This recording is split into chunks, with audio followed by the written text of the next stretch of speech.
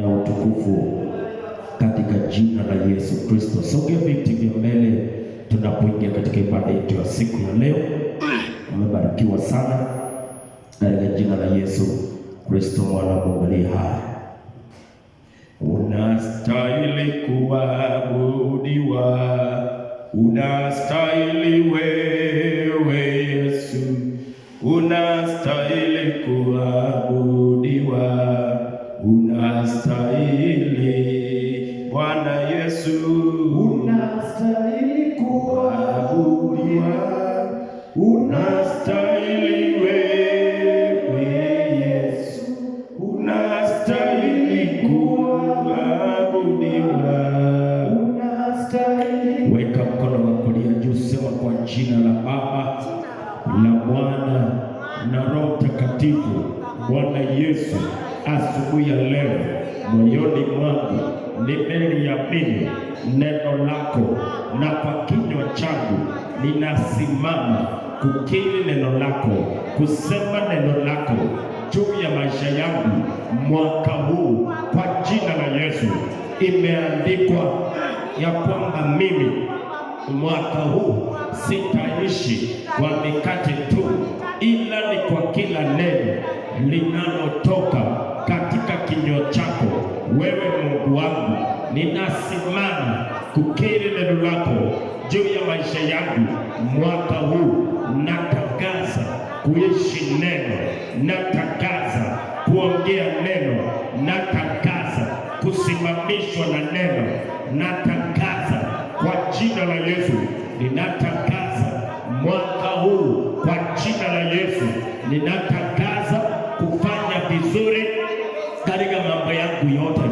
Natangaza mwaka huu kufanya vizuri, natangaza mwaka huu kuendelea vizuri, natangaza mwaka huu kufurahia amani, natangaza mwaka huu nitafurahia ushindi, natangaza mwaka huu katika jina la Yesu.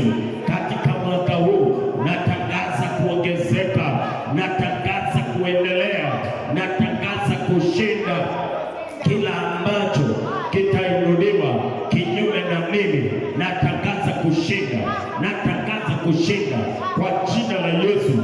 Natangaza mwaka huu kutembea katika kibali, natangaza mwaka huu kutembea katika ushindi kwa jina la Yesu. Mwaka huu chochote kitakachoinuliwa kinyume na maisha yangu hakitafaulu, haitafaulu kwa jina la Yesu. Natangaza mwaka huu neno lako Bwana linafanikiwa katika maisha yangu. Natangaza mwaka huu kufurahia mabadiliko ya maisha yangu kwa jina la Yesu.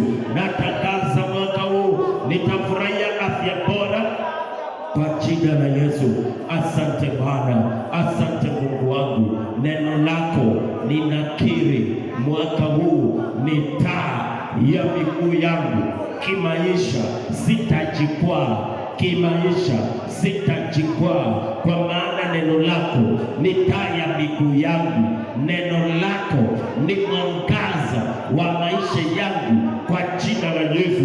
Mwaka huu ninakushukuru Bwana kwa kuniwezesha kuona mwaka huu. Natangaza mabadiliko ya kikazi, mabadiliko ya kimawazo kupitia kwa neno lako.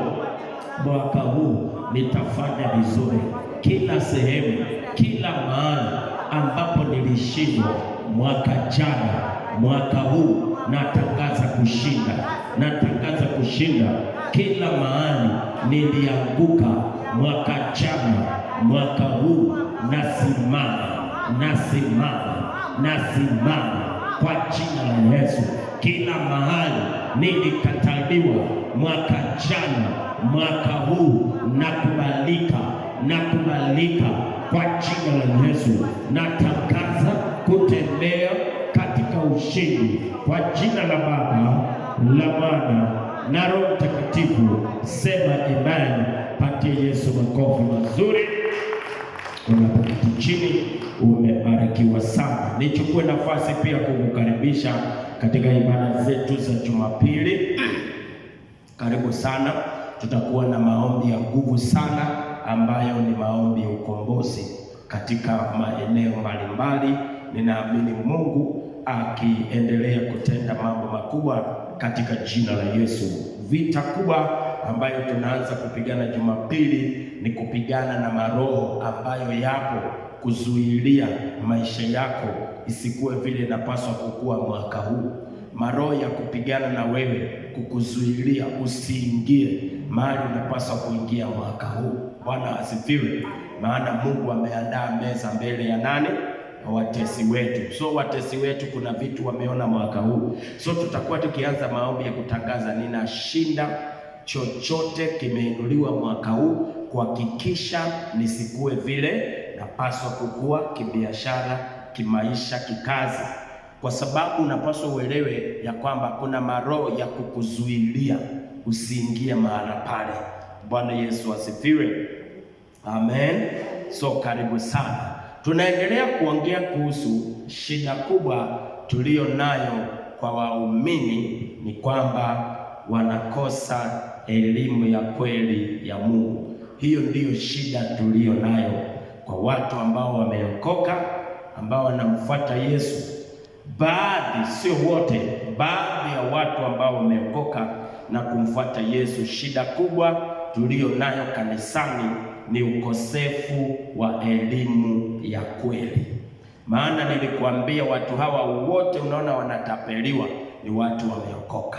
Bwana asifiwe. Si walevi, si wenye dhambi. Hawa watu wote unaona wanafanyiwa sarakasi, hawa watu wote unaona wanadanganya, ni watu ambao wamefanya nini? Wameokoka, si watu ambao hawajaokoka.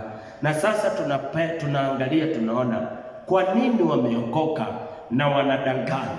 Kwa nini wameokoka na wanatapeliwa na inafanya kazi? Ni kwa sababu hawana elimu ya Mungu ya ukweli. Bwana asifiwe. Kwa hivyo tunaona jambo la msingi sana kufanya katika maisha ya wokovu ni baada ya kuokoka, tafadhali tafutana na elimu ya Mungu, kuwa na elimu ya kweli.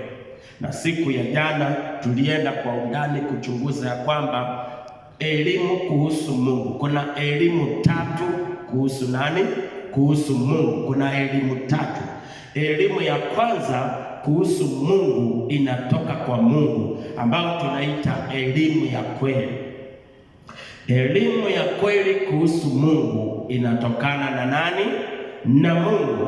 Elimu ya pili ni elimu ya uongo kuhusu Mungu inayotokana na Shetani.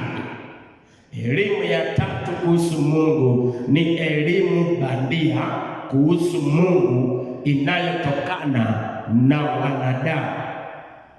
Kwa hivyo tunaelewa ya kwamba kuna watu wanatumia nguvu za Mungu, kwa uwezo wa Mungu wanafunza maandiko, na kuna watu kwa uwezo wa Shetani ndio wanafunza maandiko, na kuna watu kwa uwezo wa kibinadamu, akili za kibinadamu, wanafunza maandiko.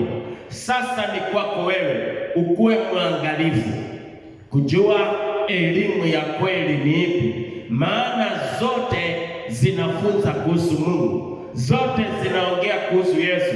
Hakuna hata moja inaongea kuhusu Shetani, zote zinaongea kuhusu Mungu. Lakini lazima ujue ni ipi inayofunza kweli, na tukaona njia moja ya kuweza kujua kweli ni kujua kweli.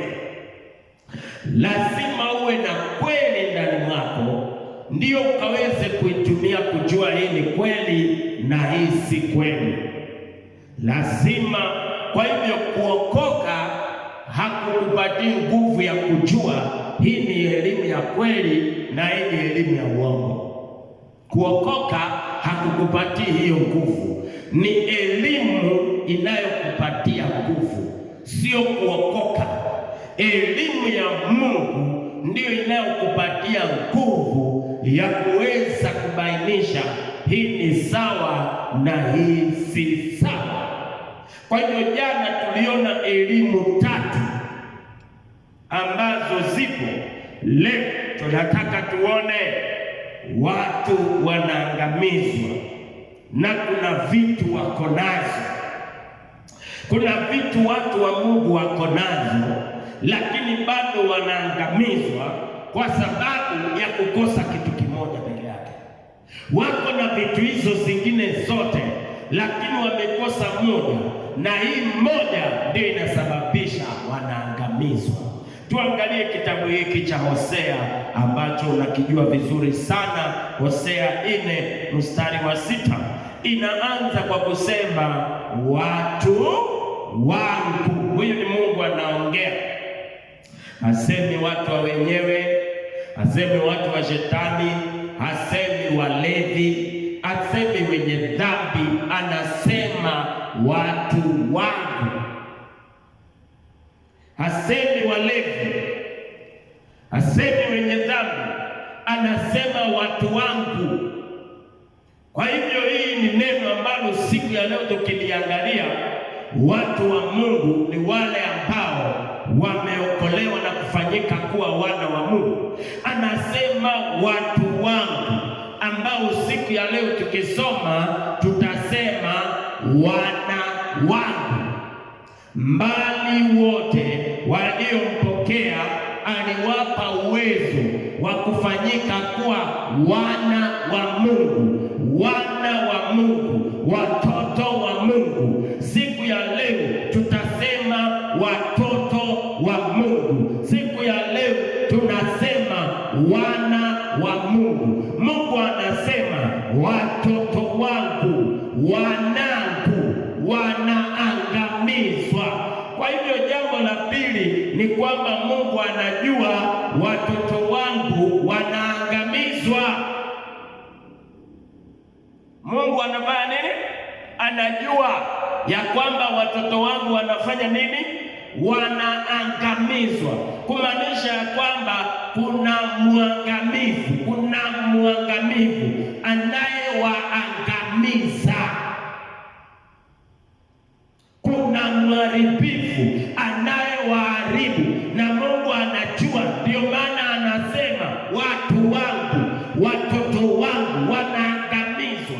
Unajua saa zingine unaendaga kuomba Mungu, ukimwelezea vile unaangamizwa, nafikiri wanakujibu, anakuambia ninajua hii. Bwana asifiwe. Unaenda unalia mbele za Mungu kwa sababu ya vitu ambavyo unafanywa. Mungu anasema hii ninajua. Bwana Yesu asifiwe. So hivyo wana wangu wanafanywa nini? Wanaangamizwa. Yohana 10:10, shetani alikuja kuiba, alikuja kuharibu na alikuja kuua. Hii ni kazi ya shetani. Mungu wetu hafanyi kazi ya kuangamiza watu. Kuangamiza watu ni kazi ya giza, ni kazi ya shetani. Nataka uangalie maisha yako kama kuna uangamivu unaoendelea. Hii ni wakati wa kukaa chini na kuanza kujiuliza, ni uangamivu wa aina gani unaoendelea kwa maisha yangu? Ni uharibifu wa aina gani unaendelea kwa maisha yangu? Na Mungu wetu yeye si mharibifu. Maandiko inasema, bali mimi Yesu nalikuja ili wawe na uzima na kisha wawe nao teletele. Yesu hakuja kuua, Yesu hakuja kuharibu, Yesu hakuja kuiba. Yesu alikuja ili uishi vizuri, ili ufanye vizuri. Lakini shetani alikuja kuangamiza, shetani alikuja kuharibu, shetani alikuja kuua, shetani alikuja kufanya mabaya. Leo nimetumwa nikuambie, angalia maisha yako, chunguza maisha yako. Je, kuna uharibifu unaoendelea? Je, kuna uangamivu unaoendelea? Ni wakati wa kukaa chini na uangalie kama kuna uharibifu, then ujue ya kwamba mharibifu ndiye anaendelea kuharibu kwa maisha yako, sio Mungu. Sio Mungu hata kidogo. Maana hakuja kuharibu, hakuja kuharibu biashara yako, hapana.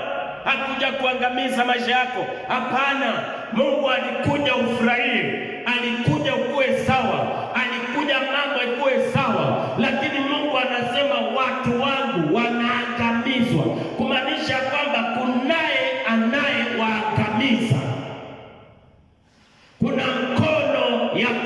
kuangamiza, kuna nguvu ya kuangamiza, kunaye anayeangamiza. Uangamivu sio kazi ya Mungu. Anasema watu wangu wanaangamizwa. Sasa mwana wa Mungu ni mtu wa aina gani? Nambari ya kwanza, kwa maana jinsi hii Mungu aliupenda ulimwengu hata akamtoa mwanawe wa pekee Yesu Kristo, ili kila muaminie asipotee. Kwa hivyo namba 1 ni mtu ambaye anamwamini Yesu ndio kuwe mwana wa Mungu. Tunakuwa wana wa Mungu kupitia kwa kumwamini. So watu wangu ni watu wa aina gani? Hawa watu ambao ni wa Mungu ni wagani? Ni watu ambao wanamwamini.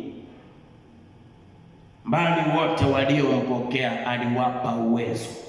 Ni watu wa aina gani? Ni watu ambao wamempokea Yesu. Ni watu wa aina gani? Ni watu ambao wanamfuata Yesu. Ni watu wa aina gani? Ni watu ambao wanaomba. Ni watu wa aina gani? Ni watu ambao wanafunga. Sikiliza, wana imani na wanaangamizwa na imani yao. Wanaomba na wanaangamizwa na kuomba kwao. Wameokoka na wanaangamizwa na kuokoka kwao. Kwa sababu katika maisha ya wokovu kuna kitu ya maana sana ambayo unapaswa kuwa nayo. Sasa sikiliza, haisemi, inasema hivi, wanaangamizwa kwa kukosa. Ni vizuri uangalie kati ya vitu vyote ni nini unakosa. Kwa kukosa nini? Maarifa. Kwa kukosa nini? Maarifa, elimu.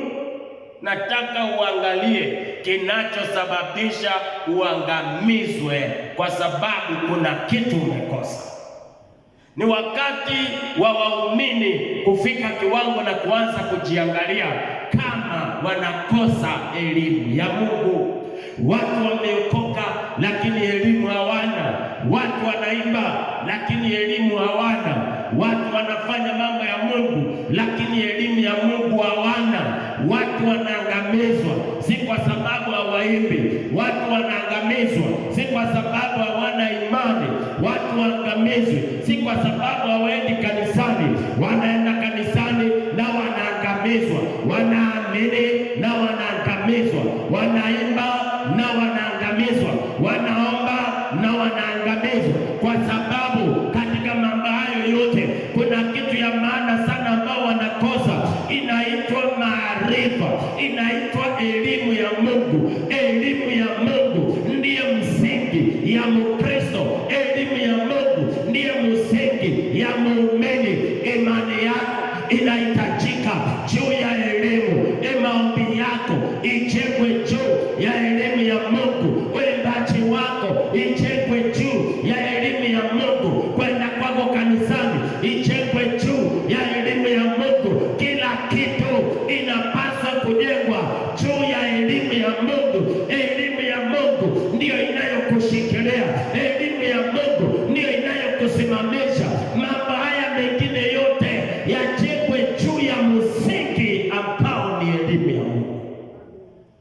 Maandiko inasema Yesu Kristo ndiye msingi na Yesu ndiye neno. Sasa tuko na watu wako na imani lakini hawana elimu ya Mungu. Tuko na watu ni waimbaji lakini wanakosa elimu.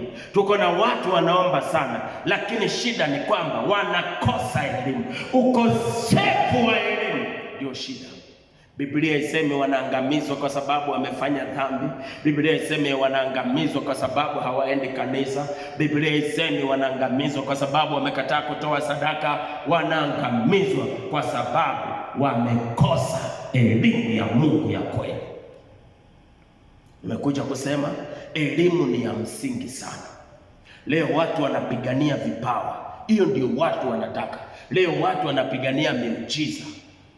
Watu wanataka miujiza peke yake, lakini hawataki kumjua mwenye anafanya miujiza. Watu hawataki kumjua mwenye anafanya miujiza. Watu wanataka kujua tu miujiza peke yake, naye shetani hapo ndiye anapata njia ya kuangamizia hapo, kwa sababu hamumjui. Bwana asifiwe. Haleluya. Kuna wapendwa walienda kutoa pepo.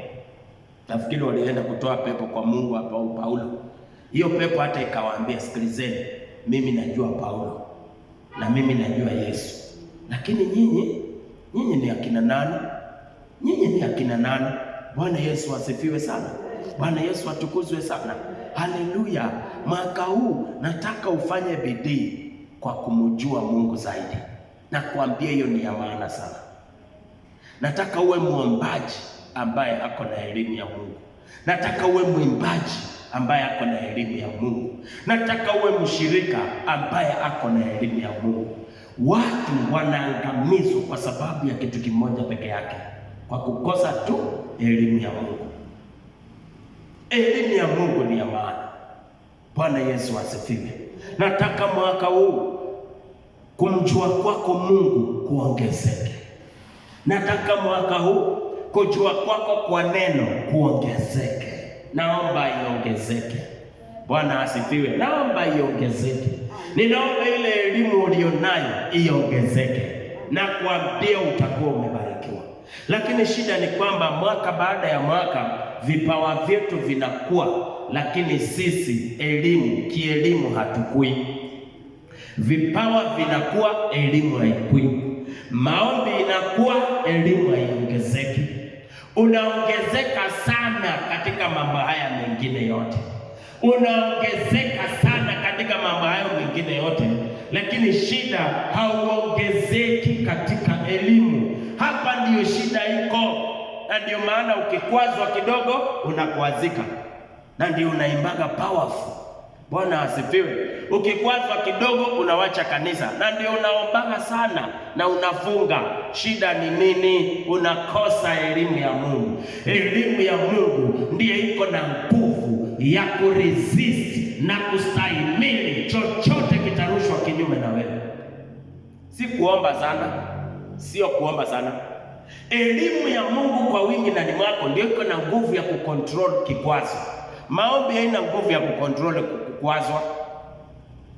Maombi haina nguvu ya kucontrol kukwazwa. Kufunga haina nguvu ya kucontrol kukwazwa. Bwana asifiwe. Kenye kiko na nguvu ya kucontrol hata mtu atakutusi na utamfanyia chochote ni wingi wa elimu ya Mungu ndani mwako. Na kama ingekuwaga na hiyo, tunaona ya kwamba Yesu alipomaliza kufunga na kuomba ndio shetani alikuja. Yaani shetani hauogopi mtu amefunga na kuomba. Mwaka huu nimekuja kukuambia shetani hauogopi mtu amefunga na kuomba. Kwanza shetani atakuja kukuataka, alafu asikie next week unafunga siku 7, aseme na mngojea mpaka amalize kufunga ndio nikuje.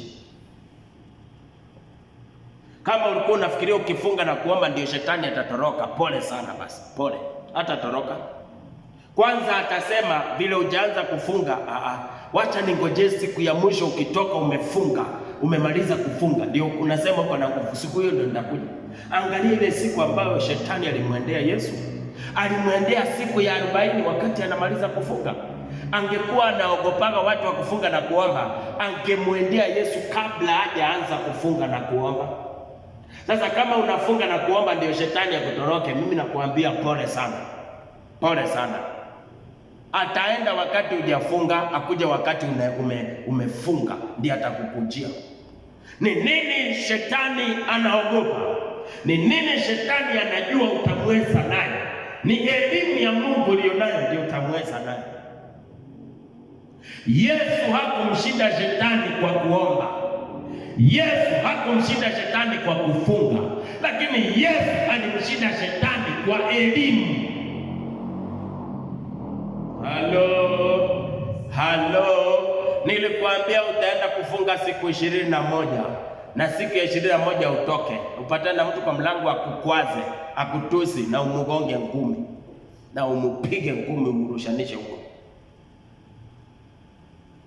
Utaenda kufunga na kuomba, na siku ya kumaliza kufunga na kuomba upatane na landlord akukwaze vibaya mpaka hata umutusi. Kenye kitakucontrol ni elimu ya Mungu. Kenye kina control mtu ni elimu, wingi wa neno la Mungu ndani mwako. Shetani hakushindwa na Yesu kwa kuomba. Wakati shetani alikuja, Yesu hakusema katika jina la Baba na Mwana Mtakatifu ninakukemea shetani enda. Hakufanya hivyo. Yesu hakusema unajua vile nimefunga nimejaa nguvu, sasa utanitoroka. Yesu alisema kuna neno liko ndani mwangu ndio nitakushinda nayo. Kila mara aliambia shetani imeandikwa. Alimwambia imeandikwa. na wewe unawachana na maandiko, unafunga na kuomba peke yake. Wewe unaenda wapi bwana? Ni mapepo gani unaenda kupiga? Na ndio maana disappointment imejaa kwa believers sana. Maana amefunga na kuomba, hilo lipepo bado halitoki, bado linasumbua. Maana hilo lipepo linapaswa kushindwa na elimu. Kuna mapepo yatatolewa na elimu. Nasema kuna mapepo yanatolewa na the true knowledge of God. Knowledge inatoa vitu mingi. Wacheni niwaambie ukweli. Elimu ya Mungu ina deal na vitu mingi sana. Maana wingi wa elimu ya Mungu ina control maisha yako. Ina kucontrol. Maana elimu itakusaidia jinsi ya kusema, jinsi ya kudeal na vitu. Sasa wanaangamizwa kwa maana wamekosa imani? Hapana. Wamekosa kuomba? Hapana. Wamekosa kufunga? Hapana. Wamekosa kwenda kanisani? Hapana. Wamekosa elimu peke yake.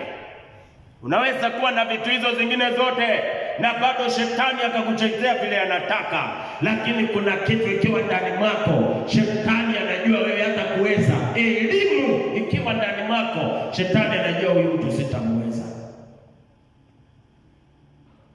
Elimu ni ya maana sana kwa maisha yako mpendwa.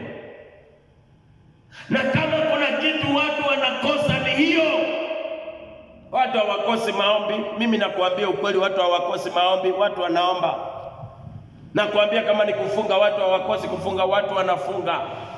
Watu wanaamini, watu wanaenda kanisani, lakini bado mambo hayaendi vizuri. Ni kwa sababu wana imani lakini hawajui, wanaomba lakini hawajui, wanafunga lakini hawajui. Kuna nguvu katika kujua. Yesu akauliza wanafunzi wake ya kwamba na nyinyi mnasema mimi kuwa ni nani? Si tuliona Yesu alikuwa anaenda na hao watu maombi? Si tuliona Yesu alitembea na hao watu na si walimfuata Yesu? Lakini Yesu kuna kitu alikuwa anaangalia, elimu kiasi cha kunijua. Je, nyinyi watu mko na elimu kunihusu mimi ni nani? Yesu hakusumbuliwa na vile walikuwa wanamfuata. Yesu alitaka elimu. Akawauliza, na ninyi mnasema kuwa mimi ni nani? Hapo ndipo kanisa iliacho.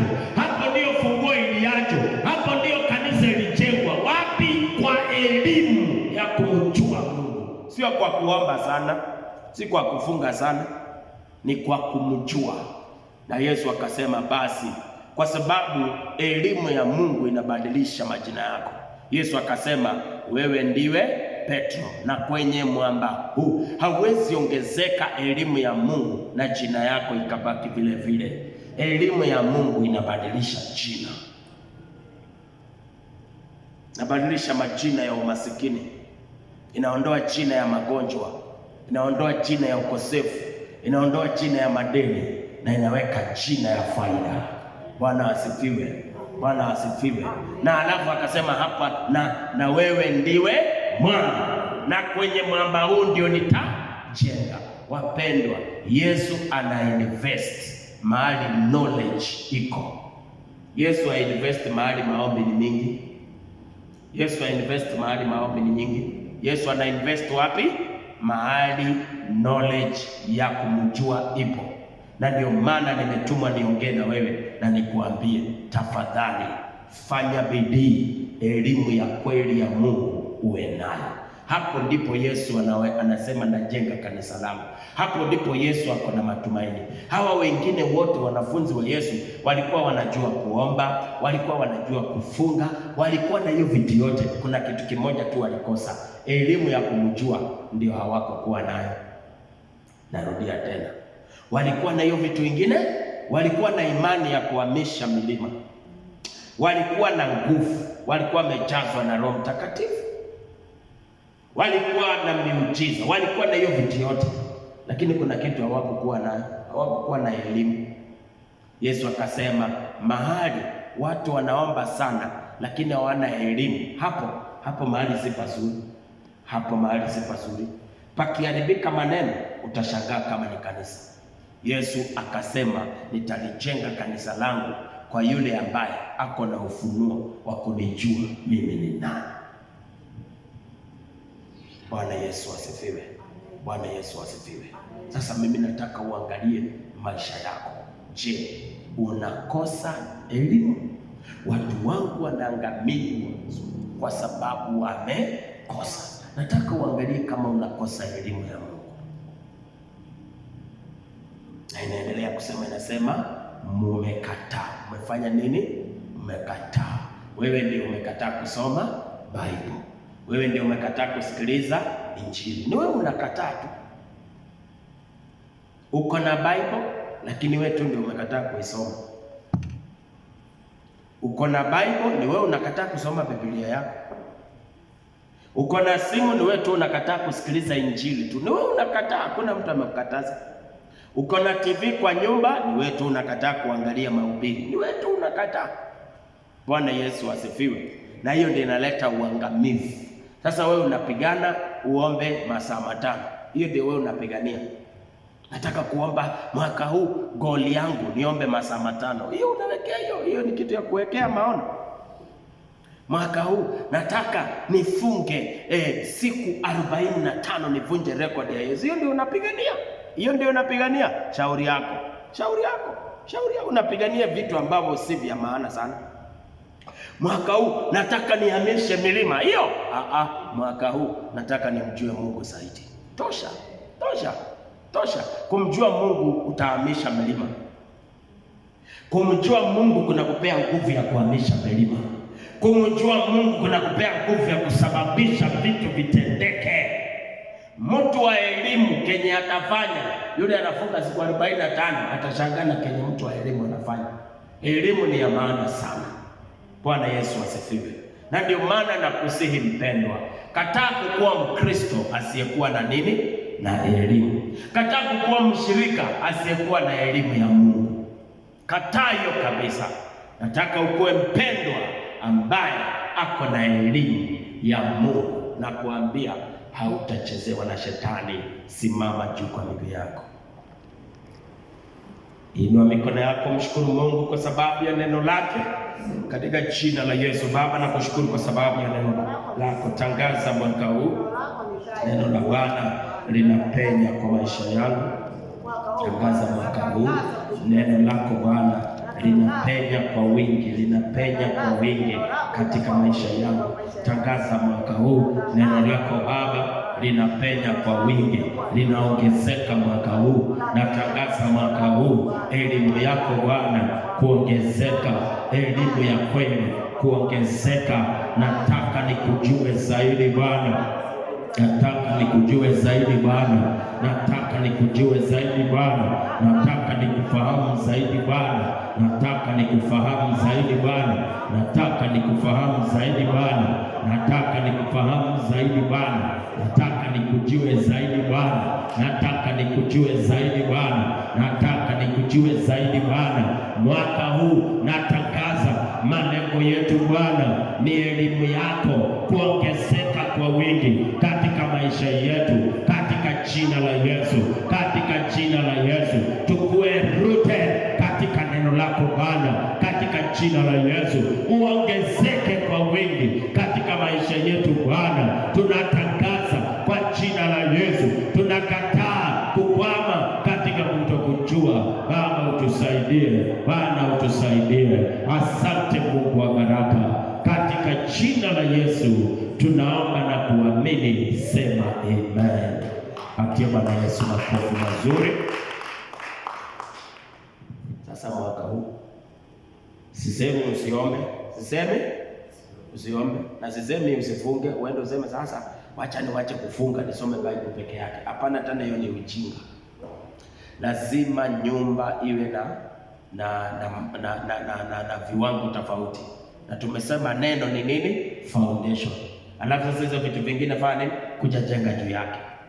Hakikisha kwanza umejenga nini? Foundation. Ukishajenga foundation, omba, funga, fanya hiyo vitu vingine yote juu ya ile msingi, utafanya siku zote. Kwa sababu pia tuko na watu wanaimba siku chache wanawacha, wanahubiri siku chache wanawacha, wanafanya vitu kwa nyumba ya Mungu, siku chache wanawacha. Shida yao ni nini? Hawana elimu kabisa. Elimu ndio itasimamisha kipawa chako. Elimu ndio itasaidia kipawa chako kisipotee wakati kinakuwa kikubwa. Nilikwambia katika taifa letu la Kenya, waimbaji wa injili wakikua zaidi, wakijulikana zaidi, wanabadilika, wanakuwa kitu kingine. Ni kwa sababu wanakosa neno ya kuwa maintain na ya kuwa protect. Naomba mwaka huu malengo yako uongezeke katika kumjua Mungu. Naomba mwaka huu uongezeke katika kumjua Yesu. Vile ulikuwa unamjua mwaka jana, umjue tofauti za mwaka huu. Yaani uendelee kumjua zaidi. Naomba, hiyo ndio maombi yangu kubwa sana na kuombea. So Mungu akubariki sana na kutende mema. Karibu katika ibada za Jumapili. Tumesema tutakuwa na maombi, tutakuwa na declarations hapa, tutakuwa nikiombea watu, tutakuwa nikikuongelesha, kukuongoza katika kukiri, kwa sababu kuna maroho ya kupigana na wewe usichukue kilicho chako. Bwana asifiwe. Maroho za kupigana na wewe ukwame kwa madeni, tunataka kupigana nazo. Chochote zimewekwa mwaka huu kuhakikisha inafanya mwaka yako ikuwe mbaya, nataka tupigane na hizo maroho, alafu mwaka wako iwe vile inastahili. Mungu akubariki sana na Mungu akutende mema. Hakikisha una share video hii ili ukaweze kuwa baraka kwa wengine katika jina la Yesu. Amen, amen, amen.